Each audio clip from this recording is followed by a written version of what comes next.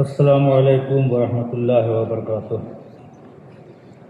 نحمدہ و نصلی علی رسولہ الکریم وآلہ الطیبین الطاہرین و اصحابہ اجمعین۔ اس عمارت شریعہ کے زیر اہتمام تحفظ اوقاف کانفرنس کے روح رواں مفکر ملت امیر شریعت حضرت مولانا احمد ولی فیصل رحمانی دامت ظلہ العالی، ملی تنظیموں کے ذمہ داران حضرات، علماء کرام، دانشوران عظام اور اقطاع ہند سے آئے ہوئے ہمارے بزرگ اور نوجوان مہمان، میں چاہتا ہوں آپ نے اتنی دیر میں ساری چیزیں سن لی جو ضروری تھیں، اور انشاءاللہ ہمارے بعد جو بزرگ آئیں گے وہ مزید شقوں کے بارے میں تفصیل سے بتائیں گے آپ کو۔ میں وقت کے اندر اپنی بات کو شروع کرنا چاہتا ہوں اس شعر سے، کیونکہ آپ دانشور ہیں، عالم ہیں، پڑھے لکھے ہیں، اس بات کو سمجھ جائیے گا کہ ہمیں تو باغباں پھولوں سے بس اتنی شکایت ہے، ہمیں تو باغباں پھولوں سے بس اتنی شکایت ہے، مہکتے ہیں مگر بوئے وفا پائی نہیں جاتی۔ اگر بوئے وفا پائی جاتی تو آج اتنی تعداد میں ہم لوگوں کو گلے ملنے کا موقع نہیں ملتا۔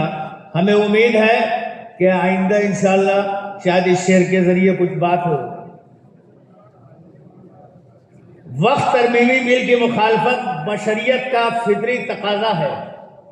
دین اسلام جیو اور جینے دو کے فارمولے پر عمل پیرا ہونے کے نتیجے میں سالمیت آمیز زندگی بسر کرنے کی دعوت دیتا ہے۔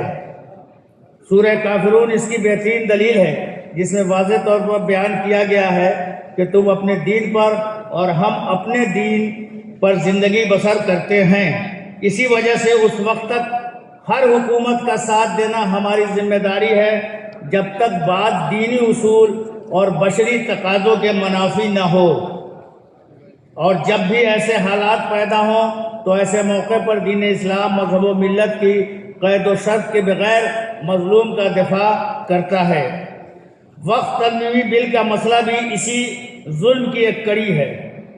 ایک مسلمان ہونے کی بنیاد پر اگر ہمارے آباء و اجداد کی آباد کردہ ملکیت تاراج کی جائے گی تو اس کے خلاف بولنا اور آواز بلند کرنا ہمارا فرض منصبی ہے۔ اگر ہم نے قیام نہیں کیا، آواز بلند نہیں کی اور ملکی پیمانے پر بیداری ایجاد نہیں کی تو یہ ملک اور قوم سے غداری ہوگی، جس کے لیے آئندہ نسلیں ہمیں کبھی بھی معاف نہیں کریں گی۔ یاد رہے کہ وقت ترمیمی بل کا مسئلہ بظاہر مسلمانوں کے خلاف ایک سوچی سمجھی سازش کا نتیجہ ہے، لیکن اس کے پس پردہ اصلاً ہندوستان سے دشمنی کی جا رہی ہے۔ جس دن یہ مستحکم دیوار ٹوٹ گئی اس دن پھر کوئی محفوظ نہیں بچے گا۔ ان حکمرانوں کو نہ مذہب سے مطلب ہے نہ دین سے، یہ مسنت کے بھوکے ہیں۔ یہ آج مسلمانوں کو ہدف بنا کر ہندوؤں کو بظاہر خوش کر رہے ہیں، لیکن آگے بڑھ کر ہندوؤں کو بھی برباد کریں گے۔ ہمارے دعوے کی سب سے اہم دلیل بابری مسجد کا معاملہ ہے، جہاں عدلیہ کو بہانہ بنا کر ہم سے مسجد چھین لی گئی۔ کچھ لوگ اس پہ خوش بھی ہوئے، لیکن ایودھیا میں ہندو بھائیوں سے چھینے جانے والی زمین گواہ ہے کہ موجودہ حکومت کو نہ ہندو سے محبت ہے نہ مسلمان سے۔ یہ چند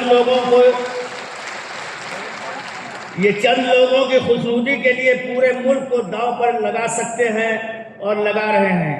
اس لیے تمام مسلمانوں سے ہماری خصوصی اور مادر وطن کے تمام واسیوں سے ہماری عمومی اپیل ہے کہ ملک سے غداری اور ملک کی فضا کو خراب کرنے والے کے سامنے ڈٹ کر اس بل کی سخت مذمت کریں، تاکہ جمہوری نظام میں حکومتوں کو عوامی طاقت کا اندازہ ہو جائے۔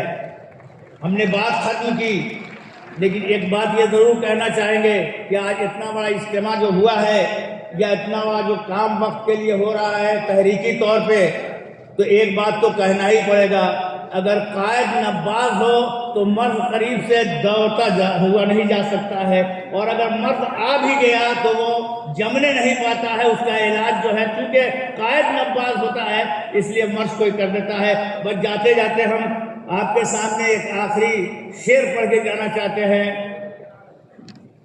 ہم کو کبھی نہ پیاس کی شدت ستائے گی، اہل علم ہیں آپ، ہم کو کبھی نہ پیاس کی شدت ستائے گی، پتھر نچوڑنے کا ہنر جانتے ہیں ہم۔